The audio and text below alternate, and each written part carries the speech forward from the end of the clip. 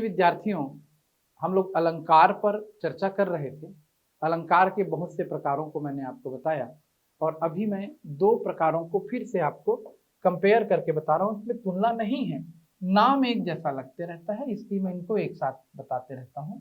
एक है विभावना, विभावना, और एक है विरोधाभास। तो इन दो अलंकारों पर हम चर्चा करते हैं।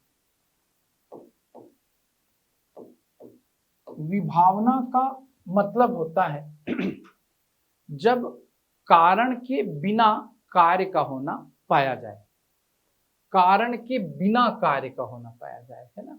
इसकी परिभाषा भी आप अपने दिमाग में रखिए, कारण के बिना कार्य का होना पाया जाए, कारण के बिना कार्य का होना पाया जाए, वो विभावना है। और इसका उदाहरण बहुत ही प्रसिद्ध पंक्तियां बनती हैं जो ब्रह्म को लेकर लिखी गई पंक्तियां हैं। उन्हें आप हमेशा याद रखें। तुलसीदास की पंक्तियां हैं, बिनु पग चलहि, ब्रह्म या भगवान ब्रह्म बिनु पग चलहि, बिना पैर के चलते हैं। सुनहि बिनु काना, बिना कान के सुनते हैं। बिनु पग चलहि, सुनहि बिनु काना। कर बिनु कर्म, करहि विधि नाना। और वो बिना हाथ के, कर बिनु कर्म, करहि विधि नाना, कई प्रकार के कर्म करते हैं। बिनु पग चलहि, सुनहि बिनु काना, कर बिनु कर्म, करहि विधि नाना। नाना यानी कई प्रकार के, नाना भांति, कई प्रकार के। तो भगवान बिना पैर के चलते हैं, बिना कान के क्या करते हैं, सुनते हैं। बिनु पग चलहि, सुनहि बिनु काना, कर बिनु कर्म, करहि विधि नाना। आगे आती है ये पंक्तियां, आनन रहित, आनन मतलब मुख, आनन रहित सकल रस भोगी। वो बिना मुख के समस्त रसों का उपभोग करते हैं। आप भगवान को भोग लगाते हैं, लेकिन भगवान आपको खाते नहीं नजर आते, आपका भोग उन तक पहुंच जाता है। बिल्कुल वैसे ही जैसे आप पुस्तक को पढ़ते हैं, पुस्तक का लिखा पुस्तक में ही रह जाता है, ज्ञान आप तक पहुंच जाता है।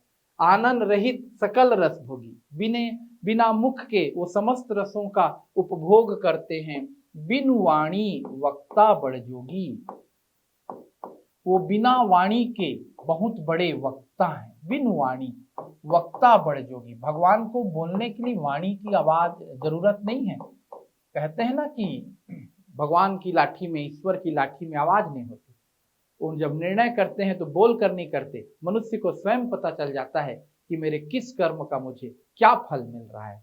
ये सेंस है सब। इसे विभावना अलंकार का उदाहरण लिया जाता है। आनंद रहित सकल रस भोगी, बिनु वाणी वक्ता बड़ जोगी, तन बिनु परस, वो बिना शरीर के स्पर्श करते हैं। तन बिनु परस, परस करना यानी छूना, स्पर्श करना। तन बिनु परस, नयन बिनु देखा, और वो आंखों के बिना देखते हैं। तन बिनु परस, नयन बिनु देखा, ग्रह ही घ्राण बिनु वास विशेषा। और वो घ्राणेन्द्रिय के बिना, ग्रह ही घ्राण बिनु, बिना घ्राणेन्द्रिय के वो यानी बिना नाक के, ग्रह ही घ्राण बिनु वास विशेषा, वो सभी प्रकार का गंध ले लेते हैं। आप कितने प्रकार की सुगंधियां उन्हें समर्पित करते हैं। ग्रह ही घ्राण बिनु वास विशेषा, अस सब भांति अलौकिक करनी, महिमा जासु जाई नहीं बरनी। ये विभावना का उदाहरण है। छंद के रूप में देखेंगे आप, यह छंद का वीडियो भी देख भी चुके होंगे आप, नहीं देखे होंगे तो देख ले। यदि हम इसे छंद के रूप में देखेंगे तो ये चौपाई छंद का उदाहरण है।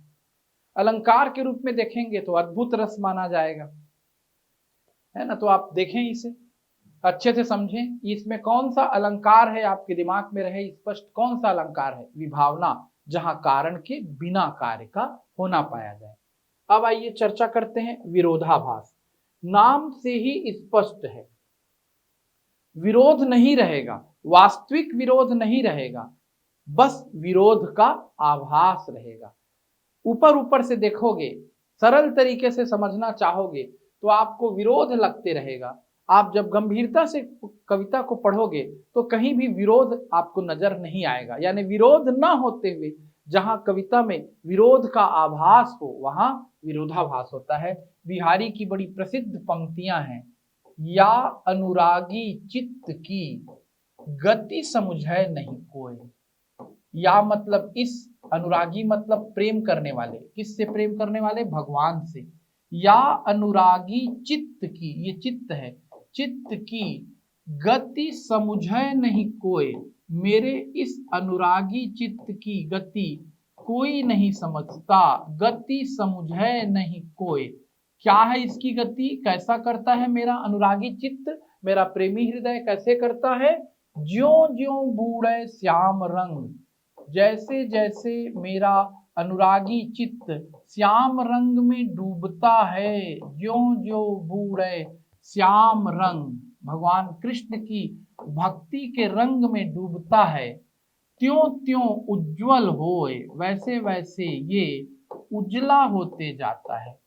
आप यदि सरल तरीके से इस कविता को समझेंगे तो ऐसा लगेगा कि विरोध है, जैसे जैसे हम श्याम रंग में डूबेंगे काले रंग में, वैसे वैसे हम उजले होंगे।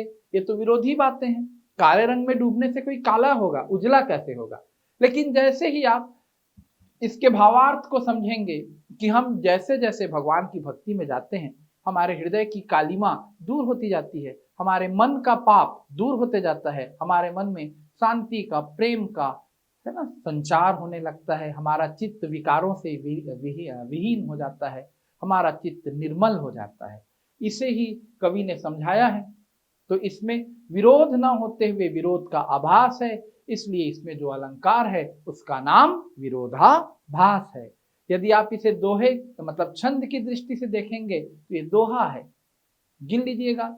या अनुरागी चित्त की, ये 13, गति समझे नहीं कोई 11, जान विषम 13 कला, सम शिव दोहा मूल, है ना। विषम चरणों में 13, ज्यो ज्यो बूढ़े श्याम रंग, यहाँ पर फिर 13, त्यों त्यों उज्जवल होए, फिर 11 मात्राएं मिलेंगी, और तुक देखिए 2 और 4 का मिलेगा।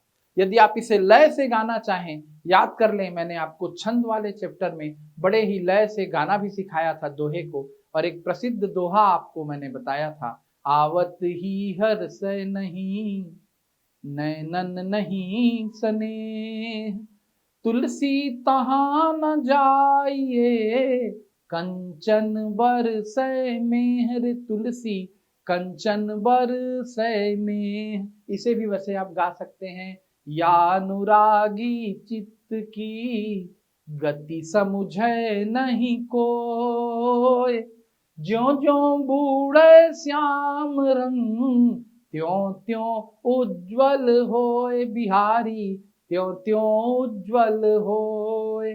और देखिए एक उदाहरण और ले लेते हैं, अच्छा लग रहा है मुझको भी पढ़ाते हुए आप लोगों को। विरोधाभास अलंकार का एक और उदाहरण, तंत्री नाद कवित्त रस, ये भी दोहा है छंद की दृष्टि से। तंत्री नाद कवित्त रस, सरस राग रतिरंग, सरस राग रतिरंग, अन बूढ़े बूढ़े तरे, अन बूढ़े बूढ़े तरे, जे बूढ़े सब अंग। क्या है समझ में आपको? साधारण तरीके से तो नहीं आ रहा होगा। अन बूढ़े बूढ़े तरे, जे बूढ़े सब अंग। देखिए पढ़ना कैसे है, इसे समझिएगा। तंत्री नाद कवित्त रस, सरस राग रतिरंग। तंत्री नाद यानी संगीत में, कवित्त रस यानी कविता में, तंत्री नाद कवित्त रस, सरस राग रतिरंग, सरस राग रतिरंग यानी प्रेम में। तंत्री नाद कवित्त रस, सरस राग रतिरंग, अन बूढ़े बूढ़े यानी जो संगीत में, जो कविता में और जो प्रेम में नहीं डूबा वो डूब गया। तरे जे बूढ़े सब अंग, जो सारे अंगों के साथ डूब गया वो तर गया।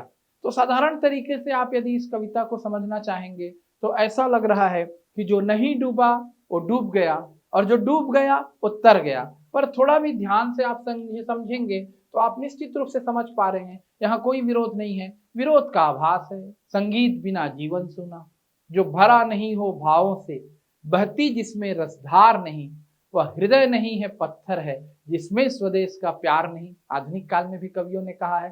तो जिसे प्रेम न हुआ, ये जो कभी संगीत का आनंद न ले सका, वो तो डूब गया, उसका जीवन ही बेकार है। या और दूसरे तरीके से समझो, यदि आप संगीत को डूब कर नहीं सुनोगे, कहाँ संगीत में आनंद आएगा। यदि आप कविता को डूब कर नहीं सुनोगे, कविता को डूब कर नहीं पढ़ोगे, तो कहाँ से कविता का आनंद आएगा। और प्यार को भी डूब कर या पूरी भावनाओं के साथ नहीं करोगे, तो प्यार में भी आनंद कहाँ रह जाएगा। तो जो इनमें डूबता है वही तरता है, यानी सभी चीजों का आनंद ले पाता है ना। और संसार का प्रेम, ब्रह्म से प्रेम का मार्ग दिखाता है। सूफी विचारधारा में आप जाओगे तो यहाँ पर लग ऐसा रहा है कि विरोध है, लेकिन वास्तव में विरोध नहीं है। विरोध न होते हुए विरोध का आभास, इसे ही कहते हैं विरोधाभास। तो उम्मीद है प्रमुख अलंकार आपको समझ में आ चुके होंगे। अलंकार और भी बहुत अधिक हैं, बहुत अधिक। समय आने पर मैं और बताते रहूंगा। अलंकार से संबंधित मैं बहुत सारे ऑब्जेक्टिव आपको सॉल्व कराऊंगा, क्योंकि सबसे कठिन ये सेक्शन होता है कविताओं का अर्थ समझना और समझ करके उसमें अलंकार पहचानना। आप भी इसमें निरंतर प्रैक्टिस करें, लेकिन हाँ, विस्तार पे जाने से पहले जितने अलंकारों को हमने पहले पढ़ा है उन्हें आप अपने कमांड में ले, उनसे प्रश्न ज्यादा आते हैं, है ना। मैं एक बार दोहरा रहा हूँ, कौन कौन से अलंकार हैं आप शुरू से याद कर लें, देख लें, समझ लें। एक बार तीनों वीडियो को देखें अभी तक ये जितने वीडियो हैं अलंकार पे। एक है अनुप्रास, एक है यमक, एक है श्लेष, फिर उसके बाद उपमा, रूपक, उत्प्रेक्षा, व्यतिरेक, अपनहुति, प्रतीप, फिर ये विरोधाभास, विभावना, अतिशयोक्ति, अन्योक्ति, है ना। ऐसे जो अन्य अलंकारों पर, संदेह, भ्रांतिमान, ये सभी परीक्षकों के बड़े प्रिय अलंकार हैं, कवियों के भी बड़े प्रिय अलंकार हैं। पहले इन पे कमांड लें, बहुत ज्यादा ऑब्जेक्टिव बनाएं। आप कोई भी कविता यदि नहीं समझ पा रहे हैं ऑब्जेक्टिव बनाते हुए, तो उसे समझने का प्रयास करें। मुझसे भी आप कमेंट करके पूछ सकते हैं। और इसके बाद नेक्स्ट वीडियो में हम अनुप्रास अलंकार के अलग अलग प्रकारों पर चर्चा करेंगे, क्योंकि अनुप्रास के प्रकारों को भी प्रश्न में पूछने की परंपरा है। नेक्स्ट वीडियो में मिलते हैं, तब तक पढ़ते रहिए, आगे बढ़िए। सभी को बहुत बहुत शुभकामनाएं।